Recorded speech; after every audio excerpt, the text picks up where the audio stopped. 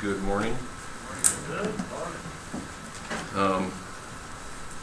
Lesson today was going to be a two-parter. The first part being, I was just going to go through and read all the times the Bible tells us that we are to and how we are to celebrate Jesus' birth specifically. But Lee kind of talked about that a little bit, and no worries, that part of the lesson would not have taken up much time. So the other part of the lesson is going to be pretty much exclusively from Exodus 3 and 4. We're going to be talking about the burning bush, Moses' interaction with it, and sort of what comes of it.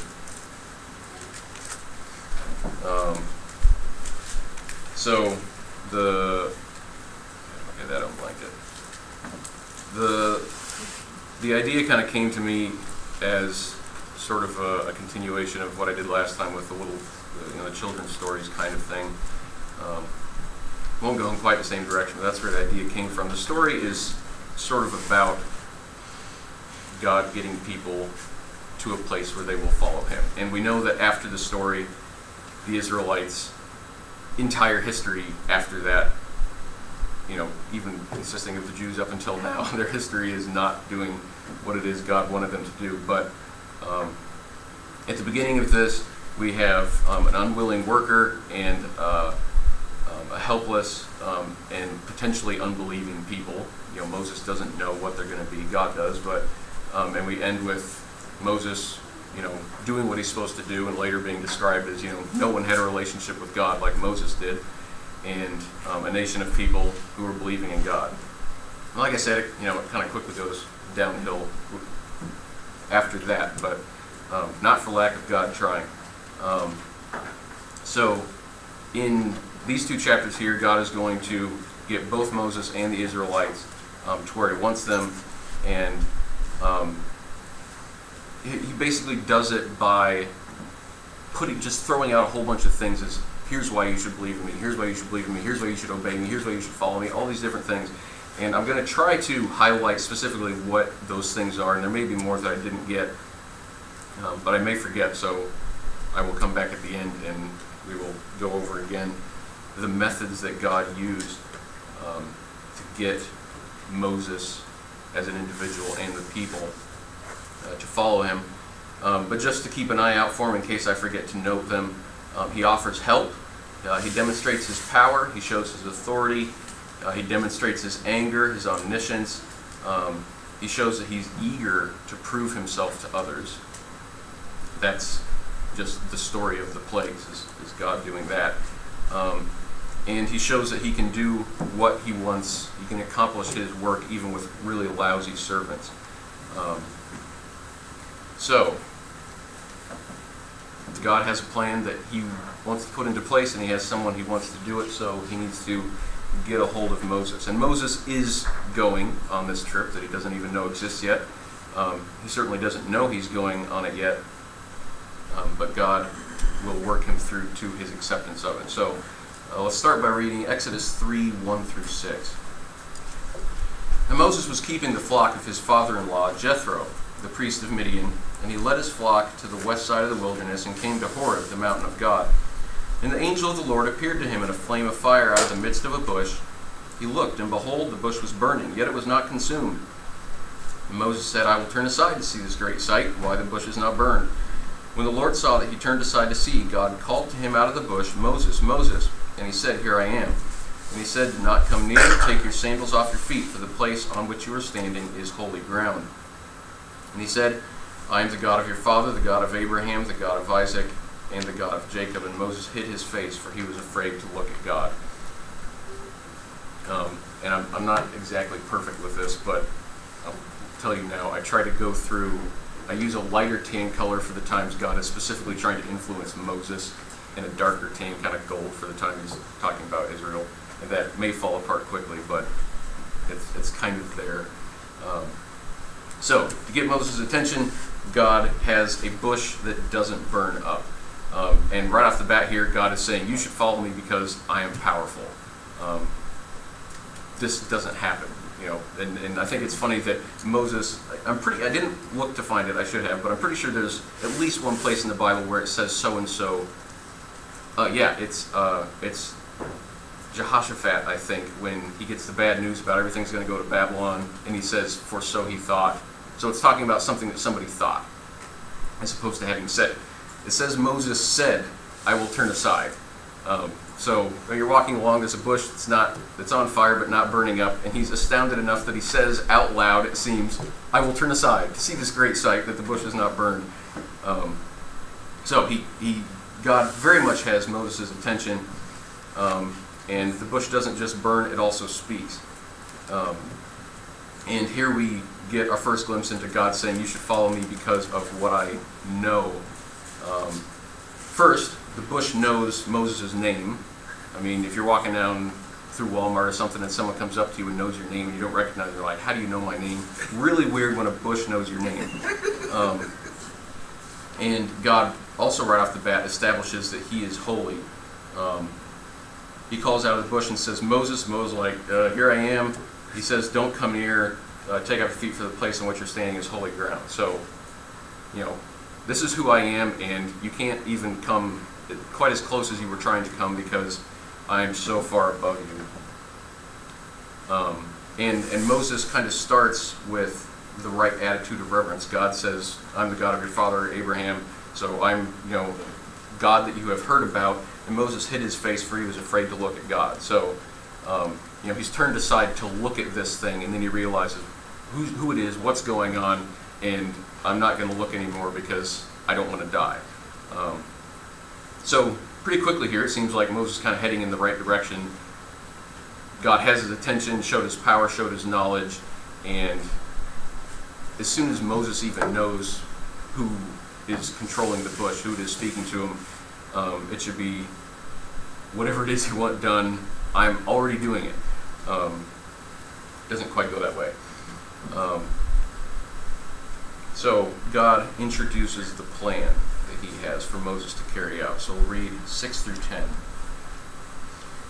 Because I think 6 is somewhat more for the people, or at least it turns out being for the people. And he said, I am the God of your father, the God of Abraham, the God of Isaac, and the God of Jacob. Moses hid his face for he was afraid to look at God. Then the Lord said, I have surely seen the affliction of my people who are in Egypt, and have heard their cry because of their taskmasters. I know their sufferings, and I have come down to deliver them out of the hand of the Egyptians, and to bring them up out of that land to a good and broad land, a land flowing with milk and honey, to the place of the Canaanites, the Hittites, the Amorites, the Perizzites, the Hivites, and the Jebusites. And now behold, the cry of the people of Israel has come to me, and I have also seen the oppression with which the Egyptians oppress them. Come, I will send you to Pharaoh, that you may bring my people, the children of Israel, out of Egypt. So we also kind of touched on this very briefly in the class this morning. God is a just God. He has expectations for Moses, and being a just God, he tells Moses what the expectations are. And as far as God is concerned, the expectation is now for Moses to begin to do what it is that he's supposed to do. One of the reasons I think that verse 6, it's for Moses too, but I think that's a big part of what is supposed to be for the people of Israel, because this will be, same thing with Moses, the God that they've heard about. They look up to in a much bigger way than we do now, their ancestry. And these are, they will have heard things about Abraham and Isaac and Jacob, and this is the God that they will have heard of. And that's supposed to be a big kick to the people that Moses is supposed to be talking to, as to, this is why you should be following this guy who just came up and said, we're walking out of Egypt. So God again establishes his knowledge. He says that he has seen the people suffering. He's heard their cry and seen the situation that they're in. And of course, this is something that Moses also knows about because he escaped from it. So the message that Moses is bringing to the people is, God has been looking at you. He knows what you're putting up with, and he is here I am to provide you your way out, which would be great news for the people. Moses is out kind of doing whatever. He's got himself a wife, a family, all that outside of Israel, but the people are still stuck in a bad situation, and they are going to be happy to hear this and looking forward to it. And it's not a small benefit for the people of Israel to accept this from God. He's going to talk about how he will, I guess, demonstrate his power, that he's looking to provide help, and he also has authority.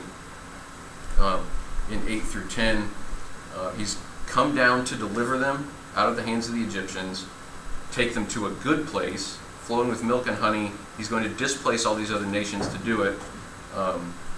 He says again, I've heard their cry, I've seen the oppression, and he's going to send Moses to them, that you may bring my people, he calls them as. So, explanation from God to Moses and the people. God isn't just, out there somewhere completely unaware. He doesn't not see us. He also doesn't see us and then not do anything about it. He sees us. He is aware of our situation, everybody's situation, all the time, and he is willing and eager to try to help us in whatever that situation is. So we will continue to read. It probably sounds like a great plan to Moses. He, already killed an Egyptian when he was there. He wasn't a big fan of them. So this probably sounds great to him up until God says, come, I will send you, in verse 10. So read 11 and 12. Moses said to God, but Moses said to God, who am I that I should go to Pharaoh and bring the children of Israel out of Egypt? He said, but I will be with you, and this shall be the sign for you that I have sent you. When you have brought the people out of Egypt, you shall serve God on this mountain. So Moses isn't really so hot on the plan at this point, and he's wondering, I'm not really the person to, be carrying this plan out. And this is one of the places where we can make a very big application to we ourselves, because it turns out that Moses doesn't need to be anybody special to do it, because God's going to be doing all the hard work anyway, and it's the same way with us. We do have to be obedient. It's not a God takes you as you are and then doesn't want you to change. However you are, God will take you, and you need to change yourself to how he wants you to be. But God is the one who actually does the work, and we are mere instruments of it. But in 12, God offers... So, we're already at a point where Moses should have been skipping along to go do his new work that he has. He's not, and of course God is patient, as he is with all of us. But the first thing God offers is an opportunity that will be plenty for someone who has the faith that they ought to have. And it's the same thing that he does with Ahaz in Isaiah. He offers as proof something that has yet to come about to Moses. He says, this will be the sign that I have sent you. When you have brought the people out of Egypt, you shall serve God on this mountain. You want proof that you're supposed to go bring the people out? Bring the people out, and that's the proof. Which is, in a way, either a self-fulfilling or self-defeating promise, if it were not God saying it. If somebody were to just come to you and give you a promise like this, if you take it and you go and you succeed, they're like, see, I have power over the situation. If you go and you fail, you're dead, and you don't know anything about it anyway. So one way or the other, it's kind of not really a huge promise, but it's coming from God, who has a bush lit on fire, and it's speaking to him, and it's not burning up, and it knows Moses' name, and it knows all this about the people of Israel. And somebody with the proper faith should be able to say, it's as good as done, because God has said it. And he says, I will be with you. So that that's kind of the answer to Moses' "Who am I?" You're nobody. God knows you're nobody. Moses knows he's nobody, and he's right, but it's completely irrelevant. God is the one who's going to be doing the work. So it has nothing to do with Moses other than Moses just being willing to go. So then Moses, being human, he kind of wants to know all possible outcomes before he gets into this thing, and he's wanting to know what the people will think. So 13 through 15, Moses said to God, "If I come to the people of Israel and say to them, the God of your fathers has sent me to you, and they ask me, what is his name? What shall I say to them?" God said to Moses, "I am who I am." And he said, "Say this to the people of Israel, I am has sent me to you." God also said to Moses, "Say this to the people of Israel, the Lord, the God of your fathers, the God of Abraham, the God of Isaac, and the God of Jacob has sent me to you. This is my name forever, and thus I am to be remembered throughout all generations." So, God is again extending a reason for the people to follow him, sort of a method for Moses to use to get the people's attention, lest the people doubt, to prod them to go ahead and follow. And that's in 14 and 15, and again, kind of like what we had up in 6, it's not just some God you've never heard of. This is the God you have heard of, and you've heard of great things that he's done, and he's the God of your ancestry. So, if you have any sort of faith in your ancestors, you should certainly have faith in this God. And then 16 through 22, God tries what I'm calling a soft reset. The conversation has gone further than it should have gone, so it's not going as it should have gone. And God kind of steps back all the way to the beginning and does the same thing over again, says go. He gives more detail this time than he did the previous time. And that is, scroll up, 16 through 22. So he starts over. "Go and gather the elders of Israel together and say to them, the Lord, the God of your fathers, the God of Abraham, of Isaac, and of Jacob has appeared to me, saying, I have observed you and what has been done to you in Egypt. And I promise that I will bring you up out of the affliction of Egypt to the land of the Canaanites, the Hittites, the Amorites, the Perizzites, the Hivites, the Jebusites, a land flowing with milk and honey. And they will listen to your voice. You and the elders of Israel shall go to the king of Egypt and say to him, the Lord, the God of the Hebrews, has met with us, and now please let us go a 3 days' journey into the wilderness, that we may sacrifice to the Lord our God. But I know that the king of Egypt will not let you go unless compelled by a mighty hand. So I will stretch out my hand and strike Egypt with all the wonders that I will do in it. After that he will let you go. And I will give this people favor in the sight of the Egyptians, and when you go, you shall not go empty. But each woman shall ask of her neighbor and any woman who lives in her house for silver and gold jewelry, and for clothing you shall put them on your sons and your daughters, so you shall plunder the Egyptians.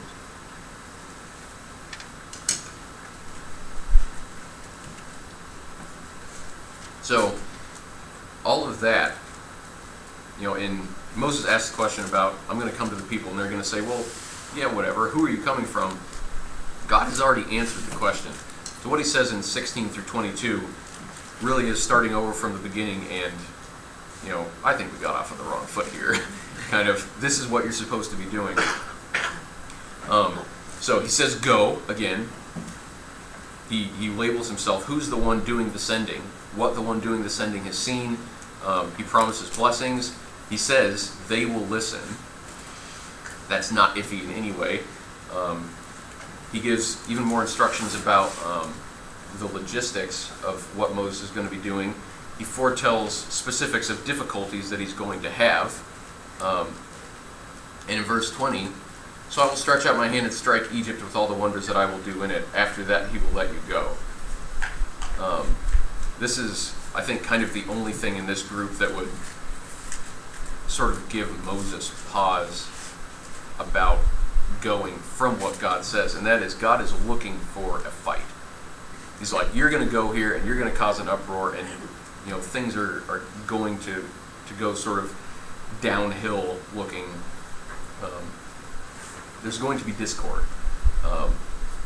But again, it's coming from God, and God is looking for a fight because it's not even going to be a fight. He's just going to squash Pharaoh. He's going to make an example out of him, and his people are going to walk out rich. And he hadn't said this before. He throws it in at the end. And again, this is for Moses somewhat because he's hearing it. But these instructions are what he's supposed to go tell the people. You want the people to believe you. Tell them, walk out and you'll be rich. That gets people to listen. So people should be excited. Moses should be excited, but Moses starts to lean against even more. He goes from, up until now, he's just sort of had questions about, I'm not really sure, who am I, how's this going to work? He goes from questions to straight up countering God's plan. Chapter 4 now, 1 through 9. Then Moses answered, "But behold, they will not believe me or listen to my voice, for they will say, 'The Lord did not appear to you.' The Lord said to him, 'What is that in your hand?'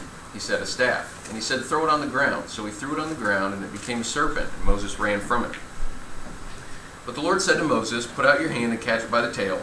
So he put out his hand and caught it, and it became a staff in his hand, that they may believe that the Lord, the God of their fathers, the God of Abraham, the God of Isaac, and the God of Jacob, has appeared to you. And again the Lord said to him, 'Put your hand inside your cloak.' And he put his hand inside his cloak, and when he took it out, behold, his hand was leprous like snow. And God said, 'Put your hand back inside your cloak.'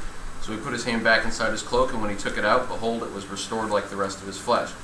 If they will not believe you, God said, or listen to the first sign, they may believe the latter sign.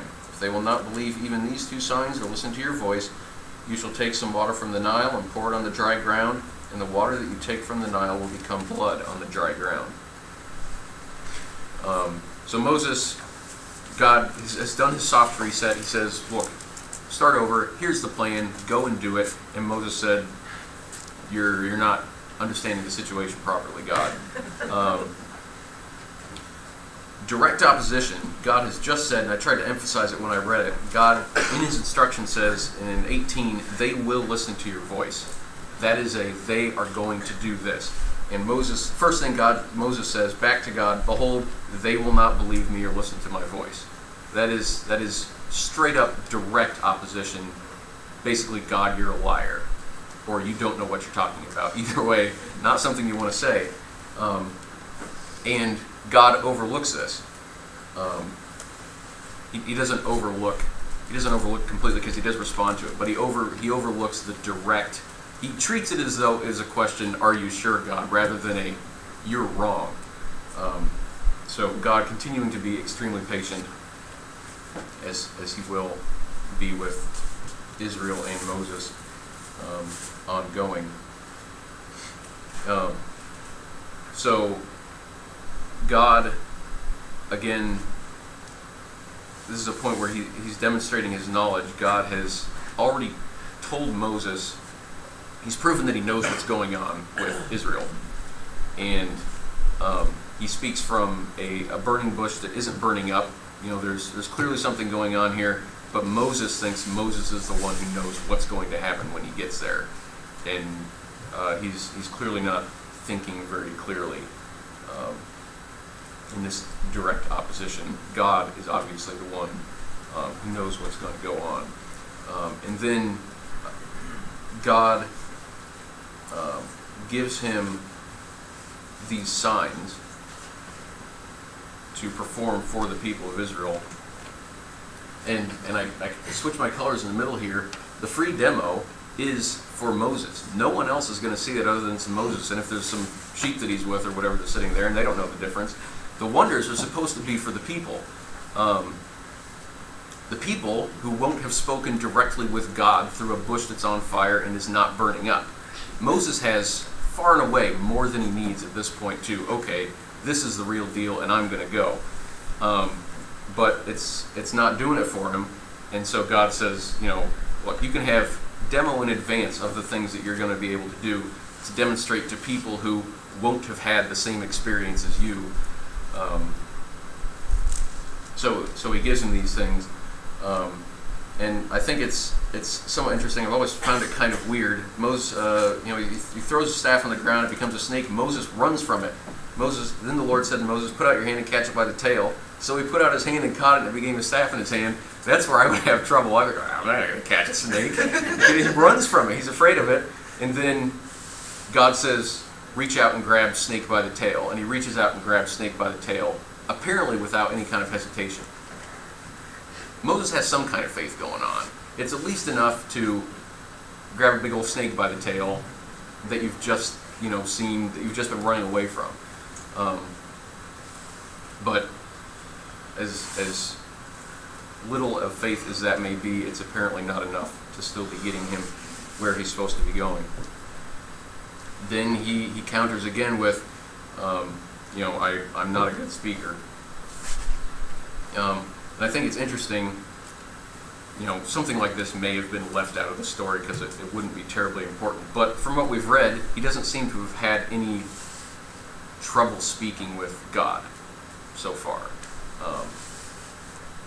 I just said, and I'm speaking with a bunch of people that I know. He's speaking with a bush on fire with God, and there's at least not written down any stuttering or, fear in the conversation to where, the burning bush isn't quite as astounding an image as what we see other prophets seeing, like with the image of Jesus, and they just fall flat on their face and basically pass out. But this would be a pretty crazy thing to see, and he's just sort of, having a conversation with the bush, and not even as reverent a conversation with God as he should be having. So, not even a good excuse, we'll say. So 10 through 12, but Moses said to the Lord, and you'll notice as you go through here, there's a lot of but Moses said. O my Lord, I am not eloquent either in the past or since you have spoken to your servant, but I am slow of speech and of tongue. Then the Lord said to him, Who has made man's mouth? Who makes him mute or deaf or seeing or blind? Is not I the Lord? Now therefore go, and I will be with your mouth and teach you what you shall speak. So more direct opposition. It's not quite as obvious, but Moses says, I can't say what I need to say. And God, similarly to Moses, said, they're not going to listen, and God had already said they will listen. God has already said, you will go and you will say. And Moses said, I can't say. Well, that's still direct opposition to what God has said is going to occur. Moses disagrees with God again. And then God is kind of like, are you nuts about this? Where do you think you came from? What do you think is going on here? I made you. If I can make you, certainly I can make you able to speak. And a lot of Moses just ignoring the power that God has already demonstrated. I keep coming back to it, but he's talking to a bush that's on fire and not burning up. And he continues to say, whatever you are in there, you can't do what you're claiming you can do. Not that necessarily any of us would be doing anything other than what Moses is doing, were we there, but, and we'll talk about this a bit more at the end, but he is clearly not doing what he is supposed to do. That's why it's written down, so we can do better. So God kind of says, stop telling me that I, who am in control of this entire situation, can't do what it is that I say I'm going to accomplish. And what kind of seems on the surface like Moses not having self-confidence or faith in his own ability, which is to an extent self-denial or putting yourself down in a humble sort of way is a good thing. And you could he's afraid he won't do God proud, or something like that. It's not that. That's what it kind of looks like on the surface, but it's really God says one thing, Moses said nope. And like I said before, it's just direct opposition. And in verse 12 he says, now therefore go. So God is trying to finish this conversation that Moses keeps dragging on with opposition, and he ends with, again, go, in verse 12.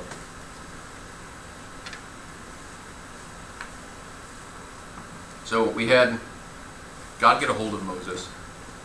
Moses isn't quite sure. God pushes Moses a little bit. Moses pushes back a lot more, and God still provides answer to that. And now God is just going to terrify Moses to finally get Moses to do what he is supposed to do. Moses is out of ideas. He doesn't even have bad excuses anymore, and God just about runs out of patience with him. We'll read 13 through 17. But he, this is Moses, said, "O my Lord, please send someone else." Then the anger of the Lord was kindled against Moses, and he said, "Is there not Aaron, your brother, the Levite? I know that he can speak well. Behold, he is coming out to meet you, and when he sees you, he will be glad in his heart. You shall speak to him, and put the words in his mouth, and I will be with your mouth and with his mouth, and I will teach you both what to do. He shall speak for you to the people, and he shall be your mouth, and you shall be as God to him. And take in your hand this staff with which you shall do the signs." So Moses finally just says, forget the pretenses. I can't do this. Don't send me. And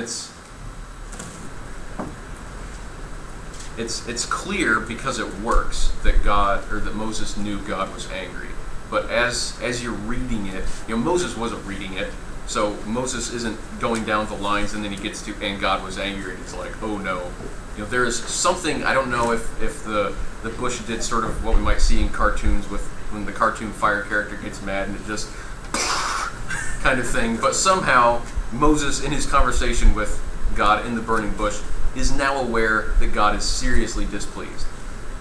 And you can see that is the case because it has its desired effect. And he's already gotten more than just hints that God isn't happy with Egypt.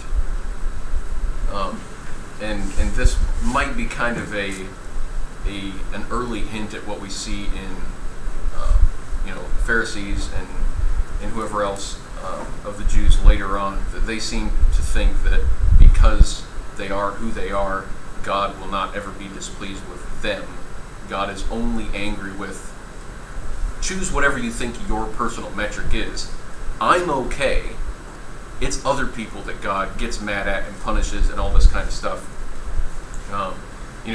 Moses is sitting here. God has chosen him for this great thing, and he doesn't want to do it. But I think at this point, if he'd never considered it before, he knows that God's disobedience, the metric by which God's disobedience is either pointed at someone or not, is whether or not that person is obedient.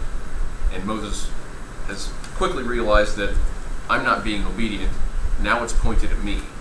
And that's a terrifying thing when, God has said, I'm going to go and crush the entire nation of Egypt, and Pharaoh, one of, if not the most powerful man in the world at that time, and now that same God is mad at me.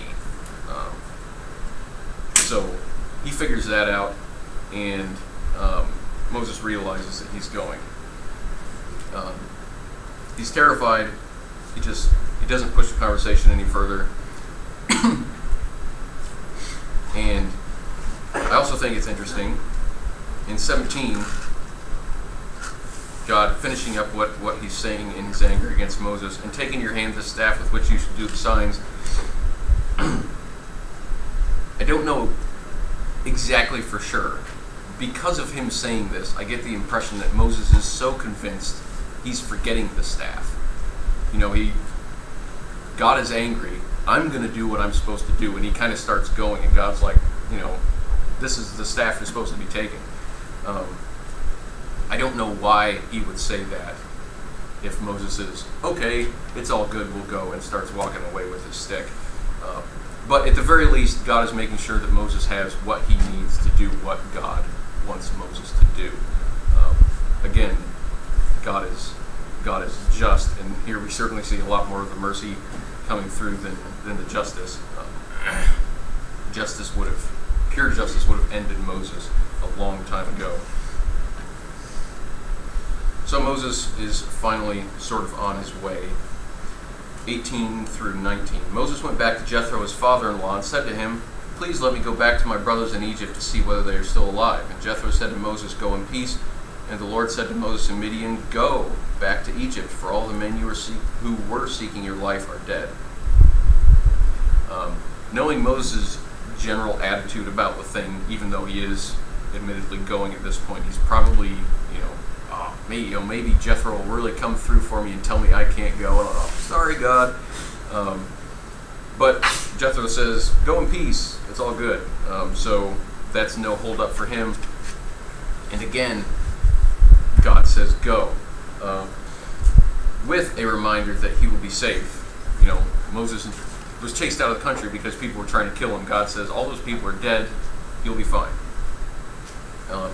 In this section, God says 3 times he uses the word go, and 1 time he says, I will send, which is basically a go. So he keeps coming back, and I have in my outline, my tabs kind of went away, so you can't really see the structure as much. When you look at it, it's basically like God says go, Moses says no. God says go, Moses says no. God says go, over and over and over. He keeps coming back to it.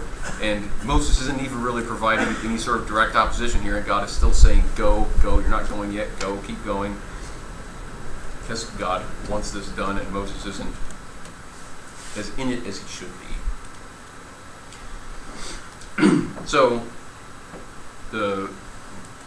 after God being angry, he's sort of going, but he's still gone back to Jethro, had a conversation with him. Now he's going to finally start the actual trip to Egypt. And like I said before, we can't really know in this exact situation how any of us would have done, but we can see how Moses is doing, and it should not have taken anywhere near this long. He's finally doing what it is that he's supposed to do. 20 through 23. So Moses took his wife and his sons and had them ride on a donkey and went back to the land of Egypt, and Moses took the staff of God in his hand. And the Lord said to Moses, when you go back to Egypt, see that you do before Pharaoh all the miracles that I have put in your power. But I will harden his heart so that he will not let the people go. Then you shall say to Pharaoh, thus says the Lord, Israel is my firstborn son, and I say to you, let my son go, that he may serve me. If you refuse to let him go, behold, I will kill your firstborn son. Again, God is telling Moses that God is looking for a fight, and Moses is the one who's going to sort of facilitate God being able to crush Egypt.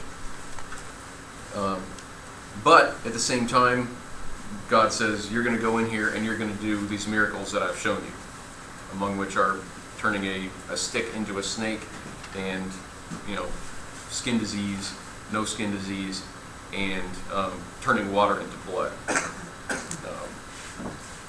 and other things that I don't think Moses is aware of at this point. But also in verse 23, God knows the conclusion. Behind here, God knows the conclusion of the fight that he's getting into. Of course, God isn't worried about it. He knows the conclusion. He knows he's going to win. This is a warning for Pharaoh. Let my son go. If you refuse, I will kill your firstborn son. So, in advance even of the last plague, Pharaoh's going to have been told what is going to happen, and it's going to be proof that additional proof, as if the other plagues weren't enough, that God has been in control this entire time, and he is going to accomplish his purpose.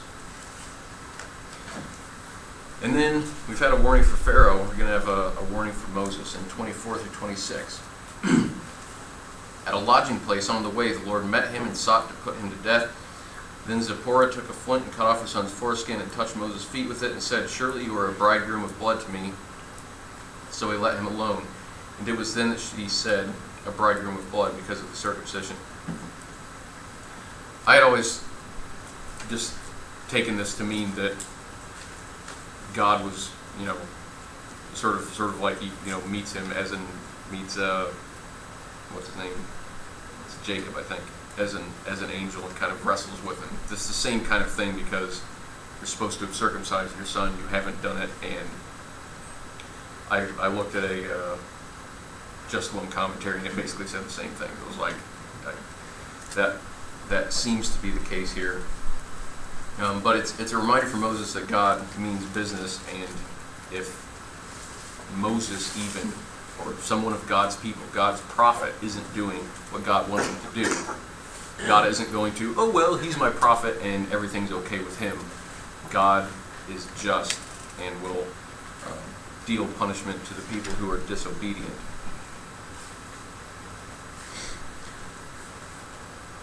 So we skip the trip a bit.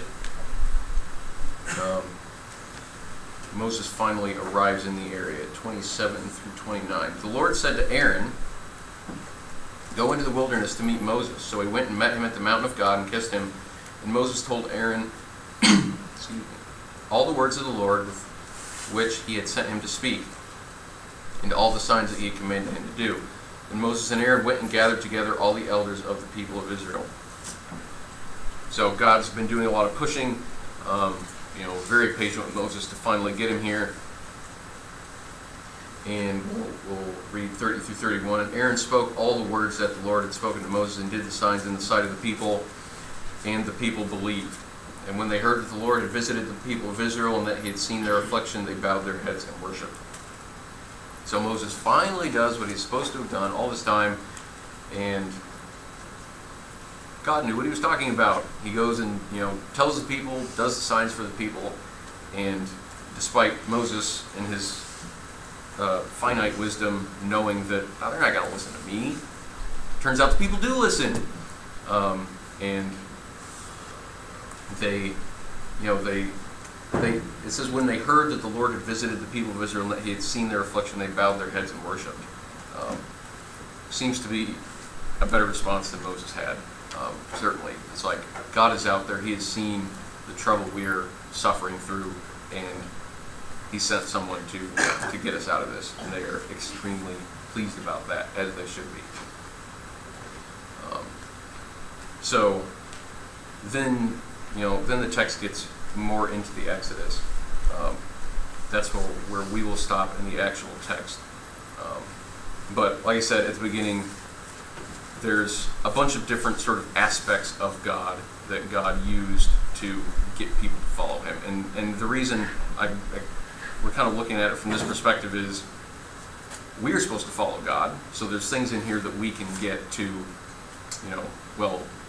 that clearly God is powerful, so I should follow him. Clearly God has knowledge of what's going on, so I should follow him. That kind of stuff. But also we are supposed to be getting other people to where they should be following God.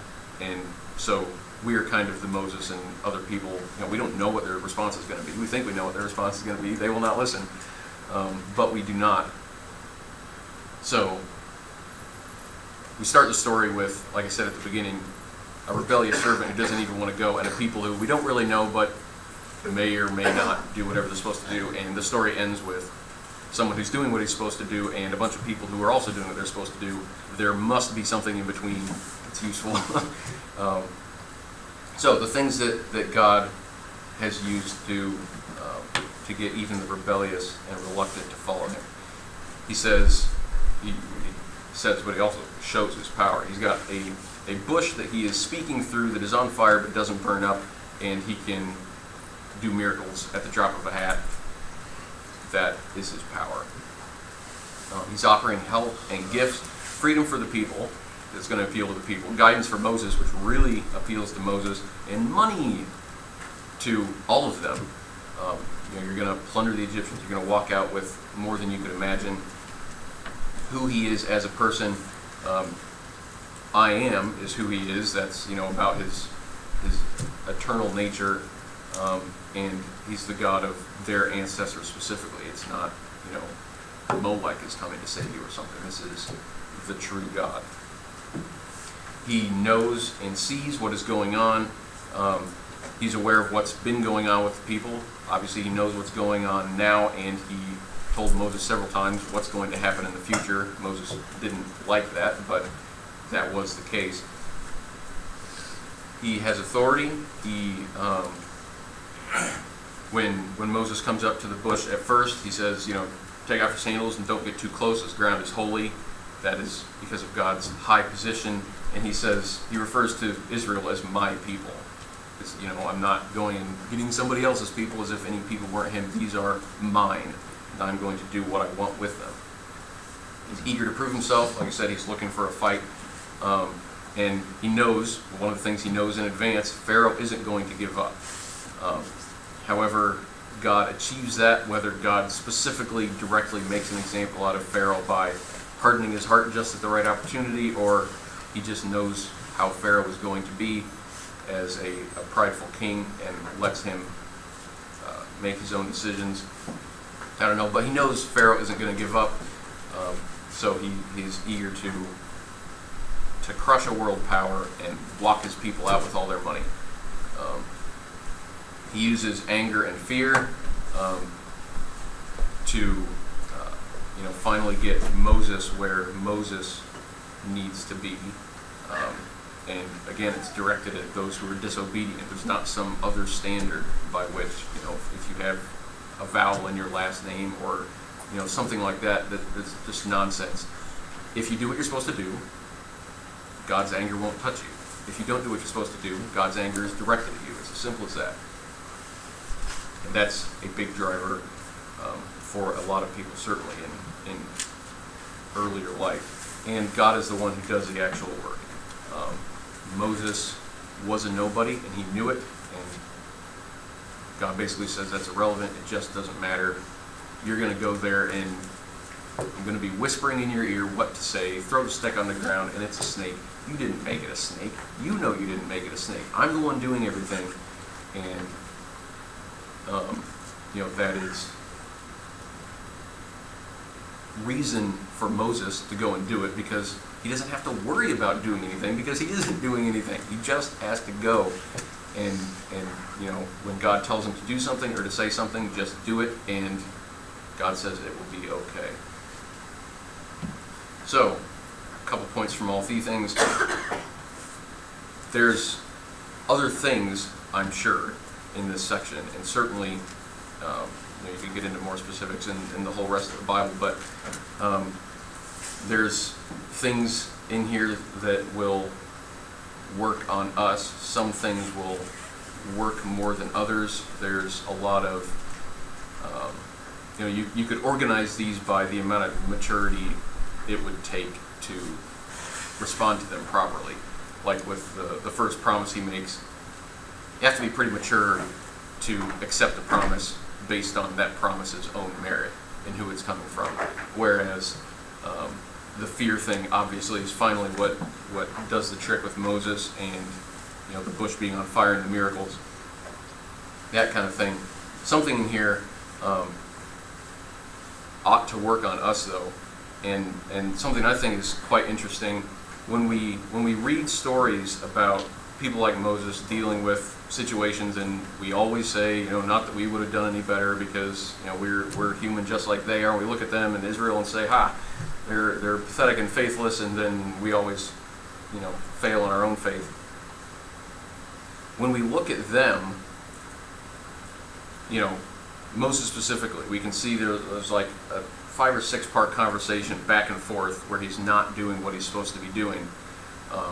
And we go, well, you might not have taken me 5 or 6 or something like that, but I'm not perfect, and maybe still 3 or 4, something like that. God gave us 6.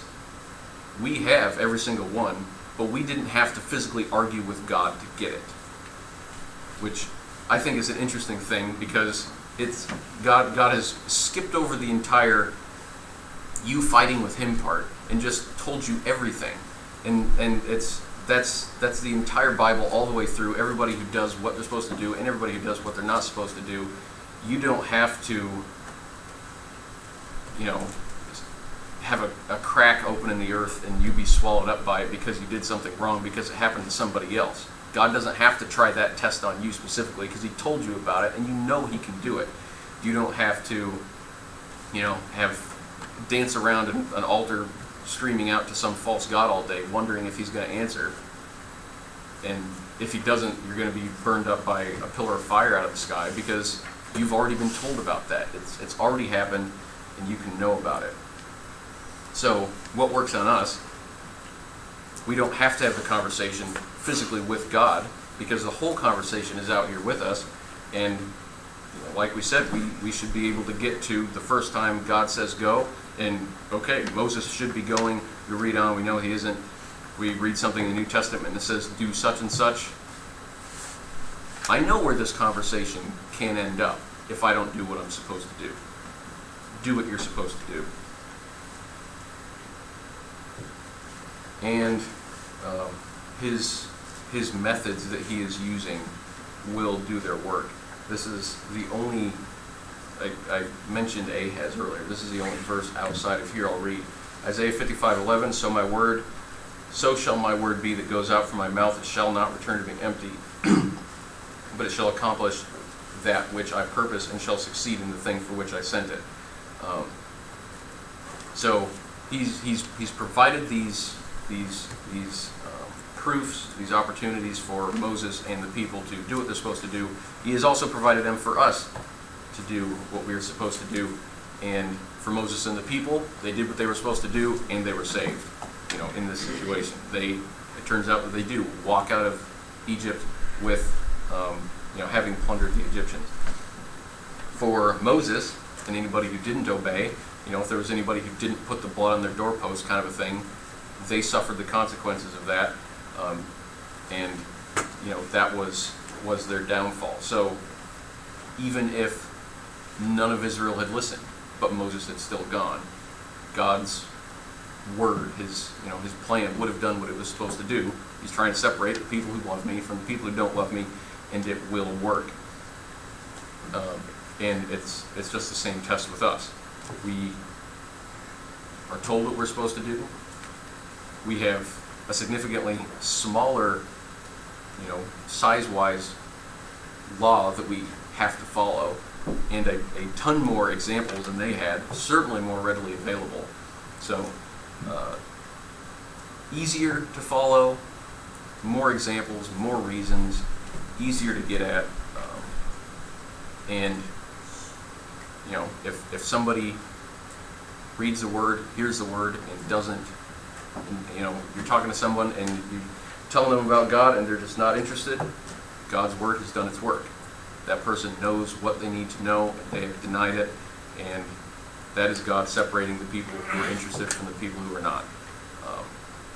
So we just need to make sure that we are passing the test by actually doing what we're supposed to do, and God will take care of the rest. That is the lesson for this morning. I've talked about just now, even talking to people out in the world. We need to make sure we're doing that. There may be someone here who is not given their life to God. If you haven't, you need to.